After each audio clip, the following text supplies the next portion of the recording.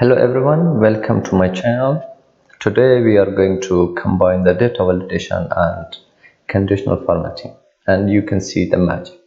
So first of all, I'm going to make a drop down list here for my account manager. So I just select the cell and I come to data validation. I choose the list and I come here to the list and account manager. Yes, after that, okay.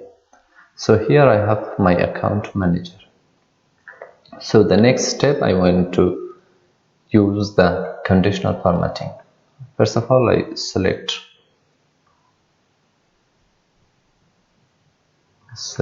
the whole table.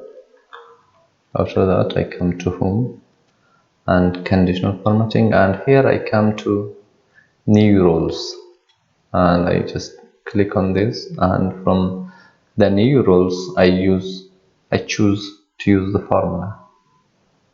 I choose this one and I write my formula here, and here I write equal. After that, I select the first account manager here, and this time I should lock the column, not the row. So I just press F4 one times and two times and equal to this one.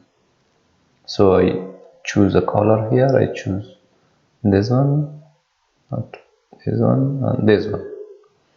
So I just press OK and OK. You can see. So when I come here and change it to John B, and you can see it's very powerful. And here also I can come here to remove this. I just come here to clear rows from selected cells. Now I want to clear from the entire sheet. Yes, so I want to repeat this again. Now I want to repeat for customer type. So I create again data validation here, drop down list, and here I select the customer type and okay. So I have customer type here. Now I select my table. After that, I come to home, conditional formatting and new roles. Come to the formula and I write here equal. I select customer type. So I should press F4 two times to just lock the column, not the row.